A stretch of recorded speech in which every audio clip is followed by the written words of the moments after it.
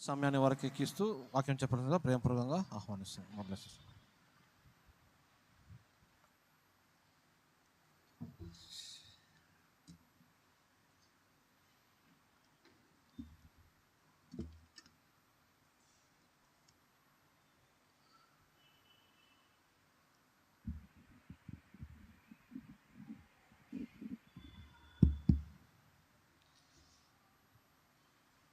ఈ సాయంకాల సమయమున ఈ శ్రమల కాలపు ఆరాధనలో భాగంగా వచ్చిన మీ అందరికి కూడా పేరు పేరున ప్రభునామంన వందనాలు తెలియజేస్తున్నాం. మనము ఈ లెంట్ డేస్లో ఈ 40 రోజుల శ్రమలతో కూడిన వాక్యాలని ప్రతిరోజు వినాలని ఆలయానికి వస్తున్నాం. అయినా కానీ మనలో ఒక చిన్న అనుమానం ఉంటుంది, ఇది కూడా లెంట్ డేస్ పాటించాలా అని బైబిల్లో ఏమన్నా ఉందా అని కొంతమంది ప్రశ్నించవచ్చు. ఎందుకంటే ఈ మధ్యకాలంన క్రైస్తవులకు ప్రతి చిన్న విషయాన్ని ఒక ఛాలెంజ్గా తీసుకునే పరిస్థితి వచ్చింది. కనుక ఇది ఆచారమో ఆచార పద్ధతో కాదు, ఇది ఒక బైబిల్కి సంబంధించిన జ్ఞానాన్ని పెంచుకోవడం కొరకు మనం ఈ లెంట్ డేస్ని ఫాలో అవుతూ వస్తున్నాం. వాస్తవానికి మనమందరం కూడా ప్రతిరోజు ప్రార్థిస్తూనే ఉంటాం, బైబిల్ చదువుతూనే ఉంటాం. అనేక విషయాల్ని మనం చదువుతూ వస్తూనే ఉంటాం. అయినప్పటికీ కూడా ఈ 40 రోజుల ప్రత్యేకత ఏమిటంటే, యేసుక్రీస్తు ప్రభుల వారు మన పాప పరిహార్థ బలి అర్పణకై పడ్డ శ్రమల గురించి తెలుసుకోవడం ఒక విశేషం. అంతేగాని ఇదేదో ఆచారం అని దయచేసి అనుకోవద్దండి. ఇంకా మనకి అదనపు శక్తి కొరకు ఈ ప్రతిరోజు ప్రార్థన వాక్యాలతో గడుపుతున్న మనకు కూడా ఇది అదేదో యాడ్స్ వస్తుంటాయి చూడండి, Boost is secret of my energy అని. ఆ రీతిగా ప్రార్థనా బలము మనకి ఏర్పరచుకున్నట్టుకై చాలామంది ఉపవాసం ఉంటూ ఆలయానికి వస్తున్నారు. వారందరూ కూడా ప్రత్యేకంగా ధన్యవాదాలు తెలియజేసుకుంటూ ప్రార్థన చేసుకుందాం. అందరూ తల్ల వంచినట్లయితే ప్రార్థన చేసుకుందాం. అత్యంత ప్రేమ, కృప, నమ్మకం కలిగిన మా పరలోక తండ్రి, మీకు స్తుతులు, వందనాలు, స్తోత్రాలు.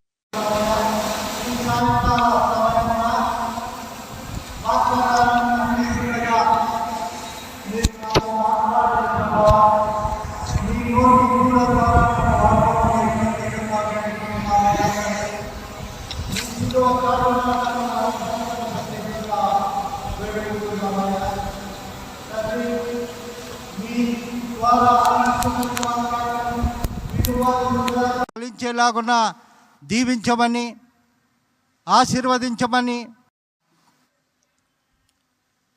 దయచేసి ఇన్ని రోజులు కూడా దాదాపుగా 26-27 రోజులు కూడా అందరూ వాక్యాన్ని అందిస్తున్నారు. నేను ఒక చిన్న రెఫరెన్స్ మాత్రమే ఒక వచనం తీసుకున్నాను. ఆ వచనం గురించి క్లుప్తంగా కొన్ని విషయాలు మీతో పంచుకోదలిచాను. దయచేసి ఆ రెఫరెన్స్, నేను చెప్పే రెఫరెన్స్ చదవడానికి ఒక మైక్ ఎలియాజ్ రాజు గారికి దయచేసి ఆ మైక్ అందించవలసిందిగా మనం చేస్తున్నాం. ఎలియాజ్ రాజు గారు మన గాస్పల్ టీం లీడర్ గారికి ఆ మైక్ తీసుకోవాల్సిందిగా మనం చేస్తున్నాం. ఆయా చెప్పే వాక్యాన్ని గట్టిగా, బిగ్గరగా సంఘం అంతటికి కూడా వినిపించే రీతిలో చదవవలసిందిగా మనం చేస్తున్నాం. ఫిలిప్పీలకు రాసిన పత్రిక 2వ అధ్యాయము 8వ వచనం ఒకసారి చదువుదామయ్యా. ఆయన ఆకారమందు మనుష్యుడుగా కనపడి మరణము పొందినంతగా, అనగా శిలువ మరణము పొందినంతగా విధేయత చూపినవాడై తన్ను తాను తగ్గించుకొనెను. చాలయ్యా. ఈ వాక్య భాగంలో మనం గమనించినట్లయితే, మరియు ఆయన ఆకారమందు మనుష్యుడిగా కనపడి, ఎవరు ఆయన? మరియు ఆయన ఆకారంగా మనుష్యుడిగా కనపడి, మరి ఒకటి మరణము పొందునంతగా, అనగా శిలువ మరణం పొందునంతగా. మూడోది చూసినట్లయితే విధేయత చూపిన వాడై, నాలుగవది తన్ను తాను తగ్గించుకొనేను. ఈ 4 అంశాలపైన మనం ధ్యానం చేసుకుందాం. మొదటిదిగా ఆయన ఆకారమందు మనుష్యుడిగా కనబడ్డాడు. రెండోది మరణము, మూడోది విధేయత, నాలుగోది తన్ను తాను తగ్గించుకొనుట. మొదటి అంశం చూద్దాం. ఆయన ఆకారమందు మనుష్యుడిగా కనపడేను. ఎవరైనా?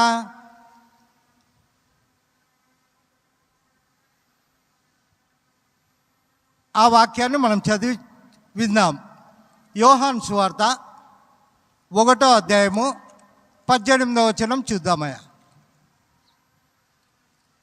యోహాను సువార్త 1వ అధ్యాయము 18వ వచనం. ఎవడును ఎప్పుడైనాను దేవుని చూడలేదు, తండ్రి రొమ్మున ఉన్న అద్వితీయ కుమారుడే ఆయనను బయలుపరచెను. చాలయ్య. యోహాను సువార్త 1వ అధ్యాయం 18వ వచనంలో ఎవడును ఎప్పుడైనా దేవుణ్ణి చూడలేదు, తండ్రి రొమ్మునున్న అద్వితీయ కుమారుడే ఆయనను బయలుపరచెను. మనము చూచినట్లయితే అప్పటి ఇజ్రాయెల్ ప్రజలకు యెహోవా దేవుడు నడిపించాడు. అన్యజనులైన మనకు దేవుడు ఎవరు, ఎలా ఉంటాడు, ఒక శక్తి నడిపిస్తుంది అని మనము అనుకుంటూనే ఉన్నాం. ఎవరు దేవుడు? మనము దేవుణ్ణి చూడలేదు కదా అని వాక్య లేఖనాలు సెలవిస్తున్నాయి. ఎవడునూ దేవుణ్ణి చూడలేదు ఎప్పుడు. ఆయన ఆ దేవాతి దేవుడు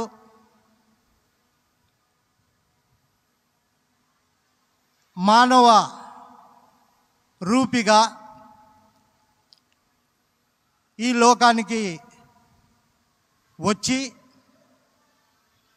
దేవుడు ఎలా ఉంటాడో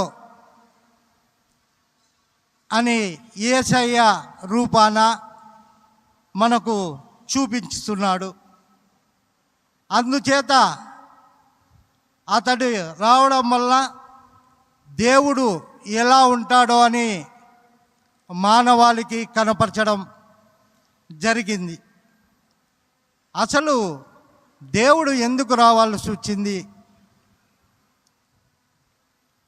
ఆ యేసుక్రీస్తు ప్రభువుల వారు ఎందుకు రావాల్సి వచ్చింది అని మనం అనుకున్నట్లయితే ఒక చిన్న ఉపమానం చెప్తాను, దయచేసి వినవలసిందిగా మనవి చేస్తున్నాను. ఒక 5 ఏళ్ళ కుర్రవాడు ఇంటి బయట అరుగు మీద కూర్చొని చీమలు బియ్యపు గింజలను తీసుకుపోవడం చూస్తూనే ఉన్నాడు. అవి తీసుకుపోయి కొద్దిసేపు అలాగే తీసుకెళ్తున్నాయి. అంతలోపల పైనుండి వర్షం కురవడం ప్రారంభించింది. ఆ చిన్నవాడు ఆ పిల్లవాడు లోనికి పరిగెత్తి వెళ్ళి, ఏ చీమలు రండి, తడిసిపోతారు, చచ్చిపోతారు అని గట్టిగా కేకలు వేస్తున్నాడు. అంతలోపల ఆ పిల్లవాడి తండ్రి పరుగున వచ్చి, రే ఎవరిని పిలుస్తున్నావు అనగా, నాన్నగారు ఈ చీమలు బయట ఉన్నాయి, తడిసిపోతున్నాయి, చచ్చిపోతున్నాయి, నేనెంత పిలిచినా కానీ లోపలికి రావడం లేదు అని నాన్నగారు చెప్పిన వెంటనే వారి తండ్రి ఆ పిల్లవాడి తండ్రి, నీ మాటలు వాటికి అర్థం కావురా, నువ్వెంత పిలిచినా పలకవు అని చెప్పినప్పుడు, నా మాటలు దానికి అర్థం కావాలంటే ఏం చేయాలని తండ్రిని అడిగిన వెంటనే, నువ్వు చీమగా పుట్టితే కానీ నీ భాష వాళ్ళకి అర్థం కాదని తండ్రి సెలవిచ్చాడు. అలాగే దేవుడు మనకెంత చెప్పుతున్నప్పుడు కూడా ఆయన మాట మనం లెక్క చేయడం లేదు, ఆయన మాట మనం వినడం లేదు. కనుకనే ఆకారమందు మనుషుడిగా యేసయ్య రూపాన మనకు కనబడ్డాడు. మనం ఆయన మాట విన్నట్లయితే, ఆయన చెప్పిన పనులు గ్రహించి చేసినట్లయితే ఆయన మనిషి రూపంలో పుట్టేవాడు కాదు. ప్రియ సంగమా, ఈ రీతిగా ఆయన మాట మనము వినడం లేదు కనుక ఆయన మానవ రూపిగా, మనుష్యుడిగా, యేసయ్య ఆకారమందు మానవాళిగా మనకు కనిపించడం జరిగింది. రెండో అంశాన్ని చూద్దాం. మరణం పొందినంతగా మనము మరణాలు అనేకంగా చూస్తుంటాం. ఉరిపోసుకొనుట, ఆత్మహత్యలు చేసుకొనుట, యాక్సిడెంట్లో చనిపోవుట, విషం తీసుకొనుట, ఇలా అనేక రకాల మరణాలు మనం చూస్తుంటాం. లేఖనాల్లో మరణం పొందినంతగా, శిలువ మరణం పొందినంతగా అని ఉంది. మామూలు మరణం అంటే ఎన్నో రకాల మరణాలు మనం చూస్తూనే ఉన్నాం, అవి కూడా మరణమే. కానీ శిలువ మరణం పొందినంతగా, శిలువ పైన ఆకారమందు మనిషిగా కనబడ్డ యేసుక్రీస్తు ప్రభుల వారు శిలువ మరణము ఎంచుకున్నాడు. ఆ శిలువ మరణము ఎటువంటిదంటే, ఆ కాలంలో అత్యంత క్రూరమైన, అత్యంత ఘోరమైన మరణం, అత్యంత అవమానకరమైన మరణం, అత్యంత దుర్భరమైన మరణం. అటువంటి మరణాన్ని ఆ యేసుక్రీస్తు ప్రభుల వారు ఎంచుకున్నాడంటే, ఘోరమైన మరణం మనం వింటానే ఉంటాం. ఘోరమైన యాక్సిడెంట్ జరిగిందయ్యా, చాలా ఘోరాతి ఘోరంగా ఆయన్ని చంపేశారు, ఆయన చనిపోయాడు అనేది వింటూ ఉంటాం. ఘోరాతి ఘోరంగా ఆ గొల్గోతా కొండ వరకు యేసుక్రీస్తు ప్రభుల వారిని కొరడాలతో కొట్టుకుంటూ, శిలువమాను, తలకు ముళ్ళు కిరీటం, చేతులకు శీలలు, కాళ్ళకు శీలలు కొట్టించుకొని ఆఖరి రక్తపొట్టు వరకు ఆయన భక్తుడి హీనులమైన మన కొరకు ఆయన శిలువ మరణం ఎంచుకున్నాడు. అవమానకరమైన మరణం. ఆయన శిలువపై ఉన్నప్పుడు బట్టలు కూడా లాగేసుకునేంత మరణం, అంత అవమానకరమైన మరణం. ఎందుకొరకు అది చూద్దామయ్యా. రోమీయులకు రాసిన పత్రిక 5వ అధ్యాయము 6వ వచనాన్ని ఒకసారి చదవండి అయ్యా. రోమీయులకు రాసిన పత్రిక 5వ అధ్యాయము 6వ వచనం. ఏలయనగా మనము ఇంకా బలహీనులమై ఉండగా క్రీస్తు యుక్త కాలమున భక్తిహీనుల కొరకు చనిపోయెను. చాలయ్యా. క్రీస్తు యుక్త కాలమున భక్తిహీనుల కొరకు అనగా మన కొరకు యుక్త కాలమందు ఆయన 33.5 సంవత్సరాల జీవిత కాలంలో అతి చిన్న వయసులోనే బలహీనులమైన మన కొరకు ఆయన శిలువపై అనేక కష్టాలు పడ్డాడు. ముఖం మీద ఉమ్ము వేయడం, బట్టలు కూడా తీసుకోవడం, ఎంత అవమానకరమైన మరణం. భక్తిహీనులమైన మన కొరకు ఆయన ఎంత దిగజారిపోయాడో ఒకసారి మనలో మనం పరిశీలించుకుందాం ప్రియ సంగమా. ఆయన శిలువపై మరణం పొందినట్లయితే మనం భక్తిహీనులము. భక్తిహీనులు నరకానికి వెళ్తారు. ఆ నరకానికి వెళ్ళకూడదనే ఉద్దేశం మీద ఆ దేవాతి దేవుడైన యేసు క్రీస్తు ప్రభుల వారు ఆ శిలువపై మన కోసం మరణించాడు. ఆ నింద మన పాపపు నింద, మన పాపాలను అన్నిటినీ అతని మీద వేసుకున్నాడు. ఉదాహరణకు ఒక తమ్ముడు ఒక అతన్ని కోపం పట్టలేక కత్తితో పొడిచి చంపేసి ఆ రక్తపు మరకలన్నీ బట్టల మీద పడిపోయినప్పుడు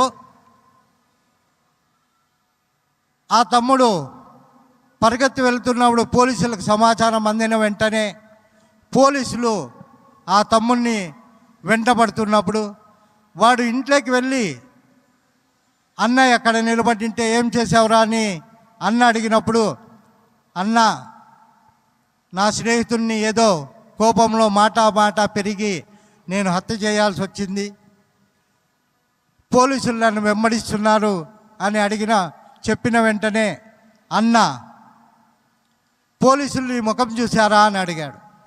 లేదన్నగారు, ఈ రక్తపు బట్టలు వారు ఈ రక్త బట్టలను చూసి నన్ను వెంబడిస్తున్నారు అని తమ్ముడు చెప్పిన వెంటనే అన్నగారు వాకిలి వేసిందే తమ్ముని బట్టలు తీసుకొని తను వేసుకొని అన్న బట్టలు తమ్మునికి ఇచ్చి పోలీసులు వాకిలి తట్టగానే బట్టలతో ఉన్న అన్నయ్య ముందుకు రావడం, అన్నను తీసుకొని వెళ్ళి శిక్ష వేయడం జరిగింది. అక్కడ తప్పు చేసిందేమో తమ్ముడు, ఏ తప్పు చేయని అన్న శిక్ష విధించబడ్డాడు.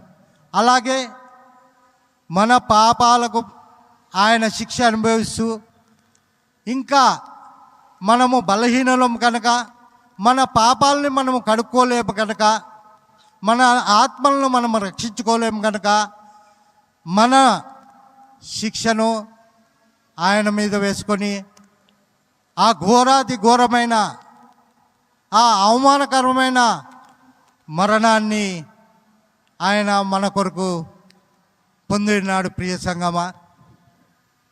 అలాంటి మనము భక్తిహీనులుగా కాక నిజమైన యేసయ్య మాట వింటూ ఆయన అడుగుజాడల్లో నడిచేవారిగా ఉన్నట్లయితే ఆయన ఎంత సంతోషంగా ఉంటాడు. దయచేసి ఈ విషయాన్ని మనం పరిశీలించుకుందాం. మరి ఇది మూడోది విషయానికి వచ్చినట్లయితే విధేయత. విధేయత అనగా తండ్రి మాట వినుటటే విధేయత, దేవుని ఆజ్ఞ పాటించుటయే విధేయత. తండ్రి మాట ఎవరైనా వింటే విధేయత కలిగి ఉంటే ఆ తండ్రి ఎంత సంతోషపడి, ఉదాహరణకు మన పిల్లలే కావచ్చు, మన మాట విని చక్కగా స్కూల్కి కానీ కాలేజీలకు వెళ్తూ మన మాట వింటూ ఉంటే మనకు కానీ మన పిల్లలు మన మాట వింటున్నారే అని ఎంత సంతోషపడి వారికి ఏమి కావాలన్నా కానీ మనము తీసిచ్చేవారిగా ఉంటున్నాం. అక్కడ తండ్రి మాటకు విధేయత చూపాడు, దేవుని ఆజ్ఞ పాటించాడు. చూసామండి, అది కూడా రోమీయులకు రాసిన పత్రిక 5వ అధ్యాయము 19వ వచనం చూద్దామయ్యా. ఒక మనుషుని అవిధేయత వలన అనేకులు పాపులుగా ఎలాగూ చేయబడిరో, అలాగే ఒకని విధేయత వలన అనేకులు నీతిమంతులుగా చేయబడుదురు. చాలయ్యా. ఒకని అవిధేయత వలన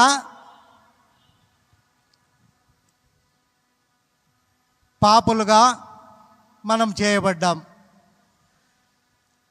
ఎవరి అవిధేయత వల్ల? మనము స్టార్టింగ్లోనే పాత నిబంధనలో మనం చూస్తూనే ఉంటాం. ఆదికాండంలో 2వ అధ్యాయము 7వ వచనంలో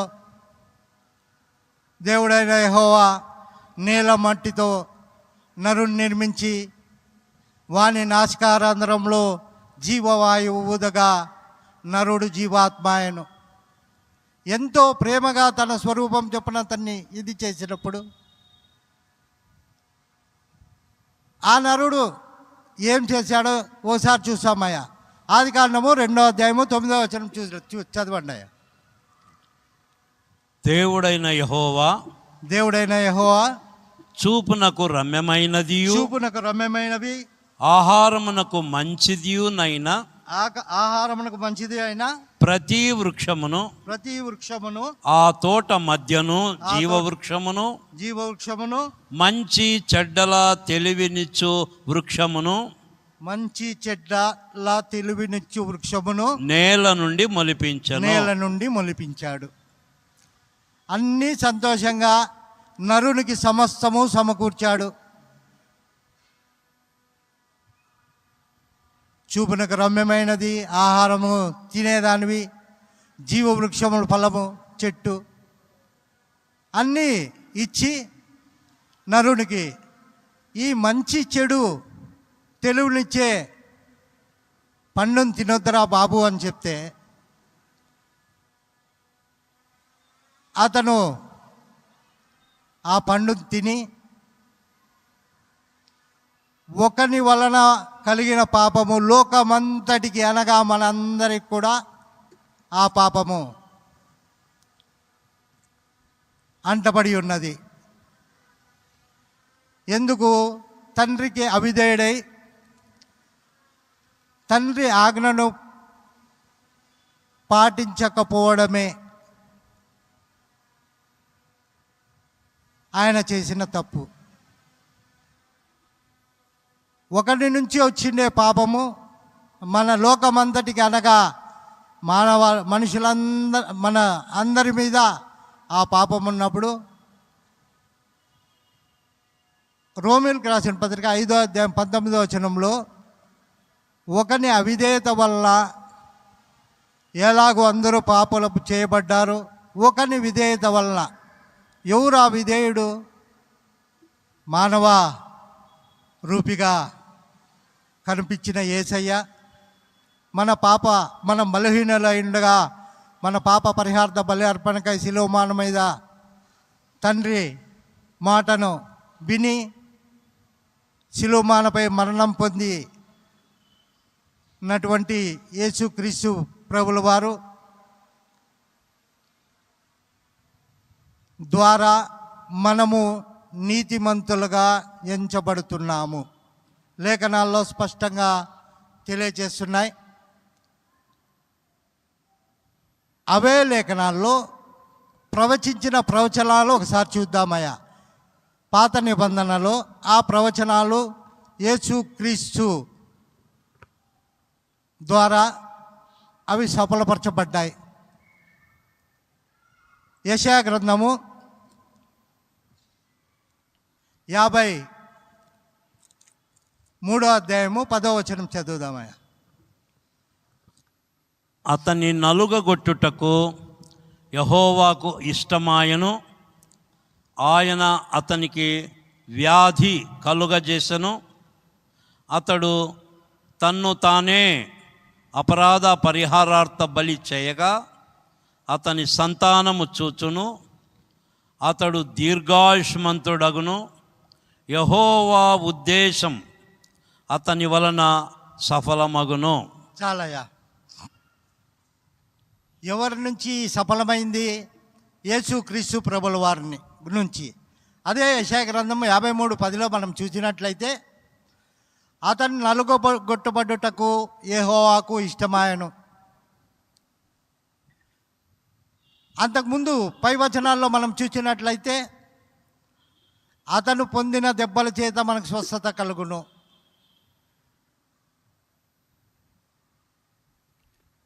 యెహోవాకు మన పాప పరిహార్థ బలి అర్పణకై వచ్చిన యేసుక్రీస్తు ప్రభుల వారిని నలుగొట్టబట్టుటకు ఆయనకి ఇష్టమాయను. అతడు తన్ను తానే అపరాధ పరిహార బలి అర్పణకై ఆయన రావడము. అంతేకాకుండా మన వ్యాధులన్నిటి కూడా, పాప వ్యాధులన్నిటి కూడా అతని మీద వేసుకొని అతను వ్యాధిగ్రస్తుడు కావడం, ఇవన్నీ చేసి ఆయన దీర్ఘాయుష్మంతుడగును అని రాసి ఉంది. వచ్చినవాడు మన కోసం మరణిస్తాడు. మన పాప పరిహార్థ బలి అర్పణకై శిలువ మీద పడ్డ శ్రమలు మనకు తెలుసు. ఆయన చనిపోవడం జరుగుతుంది. మరియు దీర్ఘాయుష్మంతుడగును. 3వ దినమున ఆయన లేస్తాడు. ఇవన్నీ సఫలపరచబడతాయి. అనగా ఎవరి వల్ల? యేసుక్రీస్తు ప్రభుల వారి వల్ల అని లేఖనాల్లో సెలవిస్తున్నాయి. అతడు దీర్ఘాయుష్మంతుడగును అనేది కూడా మనం చూస్తున్నాం. కనుక మొదటిదిగా ఆకారమందు మనిషిగా కనబడ్డాడు. రెండవదిగా మరణం ఎంచుకున్నాడు, కానీ శిలువ మరణమే ఎందుకు ఎంచుకున్నాడో తెలుసుకున్నాం. మూడవది విధేయుడయ్యాడు. ఆ విధేయత ఎట్లంటే, మొదటి ఆదాము పాపం తీసుకొస్తే కడపటి ఆదామైన యేసుక్రీస్తు ప్రభుల వారు ఆయన రక్తాన్ని చిందించి మనల్ని నీతిమంతులుగా చేసి ఉన్నాడు. ప్రియ సంగమా, ఆ దేవాతి దేవుడు కొరకు మనము అనునిత్యము ప్రార్థిస్తున్నామా? మనలో మనమే పోట్లాడుకుంటూ ఆ దేవుణ్ణి అవమానపరిచేవారిగా ఉంటున్నామా? అవిధేయులుగా ఉంటున్నామా? విధేయులై మన జీవితాలని మనం జీవిస్తున్నామా? మనలో మనం పరిశీలించుకుందాం ప్రియ సంగమా. ఇంకా 4వ విషయానికి వచ్చినట్లయితే, తన్ను తాను తగ్గించుకునేది. తన్ను తాను తగ్గించుకొనుట అంటే, ఆ దేవాది దేవుడే మనుష్యుడిగా యేసుక్రీస్తు ప్రభుల రూపాన మన మధ్యకు రావడం. ఆ దానికన్నా తగ్గించుకునే విషయం ఇంకా లేదు ప్రియ సంగమా. ఆయన దిగి రావడమే తను తాను తగ్గించుకునేది. ఇవన్నీ శిలువమానుపై మరణము, విధేయత, ఇవన్నీ చూచినట్లయితే ఆయన తగ్గించుకునే దీనికి దేవుడు ఏమైపోయాడంటే, సమస్తమును ఆయన నామమునే జరగాలని ఆయనకు అధికారం ఇచ్చేసిన్నాడు.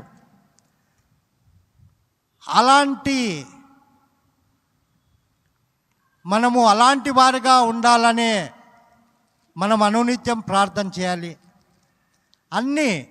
అన్నీ టోటల్ ఏదైనా కానీ ఆయన నామమునే జరగాలి. ఆయన నామం ద్వారానే అంటాడు యేసుక్రీస్తు ప్రభుల వారు, నేనే మార్గము సత్యము జీవమునై ఉన్నాను, నా ద్వారానే తప్ప ఎవడునూ తండ్రి యొద్దకు రాడు. అంతగా ఆయనకు అధికారం ఇచ్చేసాడు. ఆయన ద్వారానే తప్ప మనం ఇంకెక్కడికి పోలేం. యేసుక్రీస్తు నామమున ప్రార్థన చేస్తున్నాము తండ్రి అనాలి, అంతే. తండ్రి ప్రార్థిస్తున్నామని కూడా యేసుక్రీస్తు నామమున చిన్న పాట పాడుకొని మనము తర్వాత వాక్య భాగంలోకి వెళ్దాం. నాతో కూడా సంఘము కలిసి ఏకీభవించవలసిందిగా సంఘానికి ప్రత్యేకంగా మనవి చేస్తున్నాం. అలాగే కొయర్ బృందం వారికి కూడా. అన్ని నామముల కన్నా పైనామము యేసుని నామము, అన్ని నామముల కన్నా పైనామము యేసుని నామము. ఎన్ని తరములకైనా కనపరచదగినది యేసు నామము. యేసు నామము జయం జయము, సాతాను శక్తులు లయం లయము. యేసు నామము జయం జయము, సాతాను శక్తులు లయం లయము. హల్లెలూయా హోసన్నా హల్లెలూయా హల్లెలూయా ఆమేన్. హల్లెలూయా హోసన్నా హల్లెలూయా హల్లెలూయా ఆమేన్. చాలండి. ఆయన నామము ఏ విధంగా ఇచ్చినాడంటే ఆయనకు అధికారము. అదే ఫిలిప్పీలకు రాసిన పత్రిక 2వ అధ్యాయము 9వ వచనం నుంచి 11 వరకు చదవండి దయచేసి.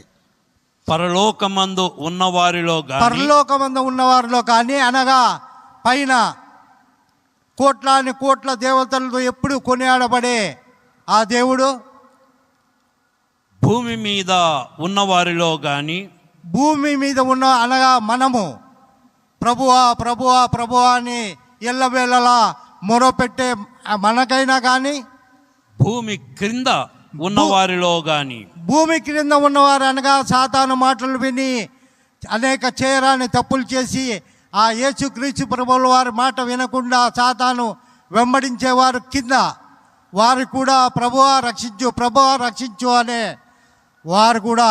తర్వాత చదవండి అయ్యా. ప్రతి వాని మోకాలును, ప్రతి ఒక్కరు అనగా మనందరి మోకాళ్ళు చదవండి అయ్యా. యేసు నామమున వంగునట్లును, యేసు నామమున వంగునట్లు ప్రతి వాని నాలుకయు, ప్రతి వాని నాలుకయు తండ్రి అయిన దేవుని మహిమార్థమై, తండ్రి యొక్క దేవుని మహిమార్థమై యేసు క్రీస్తు ప్రభువని ఒప్పుకొనున్నట్లును. చాలండి. ఎవరైనా కానీ యేసు క్రీస్తు ప్రభులోనే ఒప్పుకొనాల్సిందే అని బైబిల్లో లేఖనాలు స్పష్టంగా తెలియజేస్తున్నాయి. తన్ను తాను తగ్గించుకునే వారికి అతనికి యేసు క్రీస్తు ప్రభుల వారికి ఎంత పరిణామం మొత్తం టోటల్ ఆయనకు అర్పించేసినాడు. నీకు మొత్తం అధికారాన్ని అందజేసేసినాడు.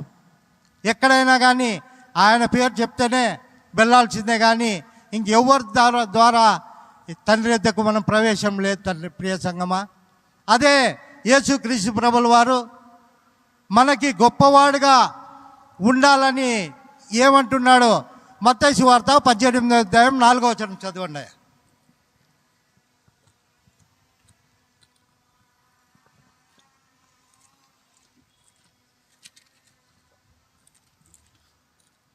మత్తయి సువార్త 18వ అధ్యాయం 4వ వచనం.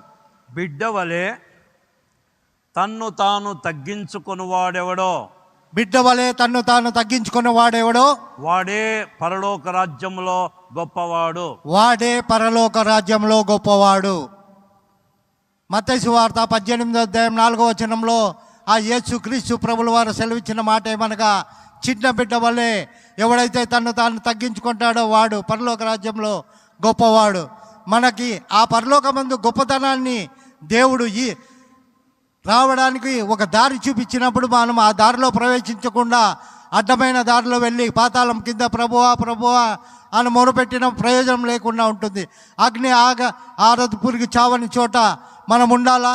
గొప్పవాడిగా చిన్న బిడ్డ మనసు కలిగి ఆ పైన పరలోకమందు గొప్పవాడిగా అనే స్థలంలో మనం ఉండాలా.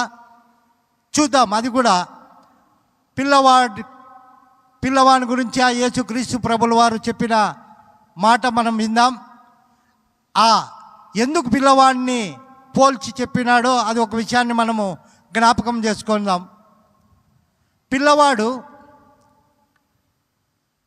నమ్రత కలిగి ఉంటాడు. మొదటిదిగా నమ్రత కలిగి, ఏదో గుంపులో ఉండి నెట్టుకుంటూ నేనే ముందుండాలి అని తోచుకుంటూ దబ్బుకుంటూ వెళ్ళి అందరికన్నా ముందుండాడు. ఎప్పటికి కానీ వెనకనే ఉంటాడు.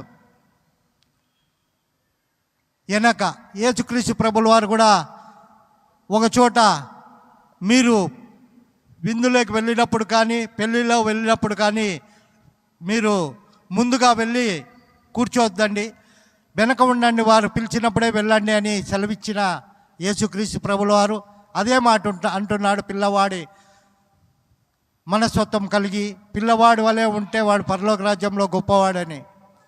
మొదటిదిగా పిల్లవాడు నమ్రత కలిగి ఉంటాడు, ముందుకు తోసుకొని వెళ్ళాడు, ఎప్పటికి కానీ వెనకే ఉంటాడు. అందరూ వెళ్ళినాక వెళ్దాంలే అనే చేత కాదు కానుక. ముఖ్యంగా చెప్పాలంటే పిల్లవానికి అందరినీ దబ్బుకోబోయే శక్తి ఉండదు, చేత కాదు కదా అని ఊరికే ఉంటారు. మనలో కొంతమంది ఉంటారు, నాకే బలం ఉంది, నాకే శక్తి ఉంది. యేసుక్రీస్తు ప్రభువుల వారు అక్కడ లేఖనాల్లో స్పష్టంగా సెలవిస్తున్నాడు. మొదటిది నమ్రత కలిగి ఉండాలా. రెండవది చిన్న పిల్లవాడు తల్లిదండ్రుల మీదే ఆధారపడి ఉంటాడు. ఎంతసేపటికి తల్లిదండ్రుల మీదే ఆధారపడి ఉంటాడు. వేరే చోట వేరే ఆధారపడకుండా తల్లి సంకనో తండ్రి భుజం మీదో ఆడుకుంటూనే ఉంటాడు. ఈ విషయం మనందరికీ తెలుసు. ఆధారపడడం అంటే మనకి చిన్నపిల్లవాడిని మనసత్వం కలిగి ఎందుకు అన్నాడంటే మనము కూడా ఆ దేవుని యందు ఆధారపడి జీవించాలి. ప్రియ సంగమా, మనం కూడా వేరే వారి మీద ఆధారం అంటే అనేక విషయాల్లో ఆధారపడి ఉండకూడదు. తండ్రి అనగా దేవుని మీద ఆధారపడి ఉండాలని ఆ లేఖనాల్లో అర్థం. ప్రియ సంగమా, మూడవది చూచినట్లయితే పిల్లవాడిలో అసూయ కానీ ద్వేషం కానీ కఠినత్వం కానీ అనేక రకాల సాతాను తలంపులు ఇలాంటివి ఏవి పిల్లవాని మనసులో ఉండవు. పిల్లవానికి మనం ఎంత దూషించినా కానీ ఆ పిల్లవాడు హింసించినప్పుడు కూడా మనం ఒక్కొక్కసారి గిచ్చుతాం, పిల్లలని ఒక దెబ్బ కొడతాం తప్పు చేసేటప్పుడు, కొద్దిసారి దూషిస్తాం, కోపంతో కొడతాం. అవన్నీ కూడా ఒక కొద్దిసేపటికే పిల్లవాడు మర్చిపోయి యథావిధిగా మన దగ్గరికి పరిగెత్తుకుంటూ వస్తాడు. దానికి అర్థము మనకు హాని కలిగే వారి కొరకు కూడా ప్రార్థించాలి. సాయంకాలం లోపల ఒకటి కావాలని ఆ దేవాది దేవుడు సెలవిచ్చాడు. ఏమున్నా కానీ మనసులో సూర్యాస్తమయమయ్యే లోపల అవన్నీ మర్చిపోవాలి. ఆ చిన్న పిల్లవాడి మధ్య వలె అన్నీ మర్చిపోయి ఈ ద్వేషాలు కానీ పగలు ప్రతీకారాలు ఇవన్నీ మర్చిపోయి మనము ఆ పిల్లవాడి మనస్తత్వం కలిగి అన్నీ మర్చిపోయి సహోదరుల మాదిరి అందరూ మనము కలిసిమెలిసి ఐక్యతగా ఉన్నప్పుడే మనమందరూ కూడా ఆ పరలోక రాజ్యానికి వెళ్ళి అక్కడ గొప్పవారుగా మనం ఉంటాం. ప్రియ సంగమా, కనుక మనము ఈ 4 అంశాలని మనలో మనం పరిశీలించుకుందాం. క్రైస్తవులు అనే ఈ 4 అక్షరాలు కలిగిన వారు ఎవరైనా కానీ ఈ 4 అంశాలు వారిలో ఇముడ్చుకుంటే అంటే వారిలోకి ఈ 4 అంశాలు ఉంచుకున్నట్లయితే వారే నిజమైన క్రైస్తవులుగా ఉంటారు. ఈ విషయాన్ని మనం క్రైస్తవులుగా ఉండాలనుకుంటా ఉన్నామా, లేదా నామమాత్రపు క్రైస్తవులుగా మనం జీవించాలనుకుంటున్నామా? భూమి కింద వెళ్ళి అగ్ని ఆరని ప్రదేశంలో, పురుగు చావని ప్రదేశంలో మనం ఉండాలనుకుంటున్నామా? అందరికంటే గొప్పవాళ్ళుగా పరలోకమునందు ఉండాలనుకుంటున్నామా? మనలో మనం పరిశీలించుకుందాం ప్రియ సంగమా. కనుక ఈ 4 అంశాలని మనము అనునిత్యం పాటిస్తూ క్రీస్తునందు మనం జీవించినట్లయితే ఆ గొప్ప రాజ్యము మనకు ఉంటుందని తెలియజేస్తున్నాను. అలాగే ఎవరికైనా కానీ ఈ రెఫరెన్స్ అనగా లేటుగా వచ్చిన వారు ఎవరైనా ఉన్నట్లయితే శారీరక ఆహారం బయట, అనంతరం ఇంటికి వెళ్ళినప్పుడు ఈ ఆత్మీయ ఆహారాన్ని నెమరేసుకోవాల్సిందిగా ప్రభునామంన మనవి చేస్తున్నాం. ఎవరైనా లేట్గా వచ్చిన వారు ఉన్నట్లయితే పెన్ను పేపర్ తీసుకొని ఈ రెఫరెన్స్లు రాసుకొని ఇంటికి వెళ్ళి చదవాల్సిందిగా మీకు ప్రత్యేకంగా మనవి చేస్తున్నాం. ఫిలిప్పీలకు రాసిన పత్రిక 2వ అధ్యాయం 8వ వచనం, యోహాను సువార్త 1వ అధ్యాయం 18వ వచనం, రోమీలకు రాసిన పత్రిక 5వ అధ్యాయం 6వ వచనం, రోమీలకు రాసిన పత్రిక 5వ అధ్యాయం 19వ వచనం, ఆదికాండం 2వ అధ్యాయం 9వ వచనం, యెషయా 53వ 10వ వచనం, మత్తయి సువార్త 18వ అధ్యాయం 4వ వచనం. ఇలాగా ఈ రెఫరెన్స్లన్నీ మీరు ఇంటికి వెళ్ళి ఆత్మీయ నెమరు వేసుకోవాలని మీ అందరికి కూడా ప్రభునామమున మనవి చేస్తూ ఈ చిన్ని వాక్యాన్ని దేవుడు తన విడికిల్లో దీవించును గాక.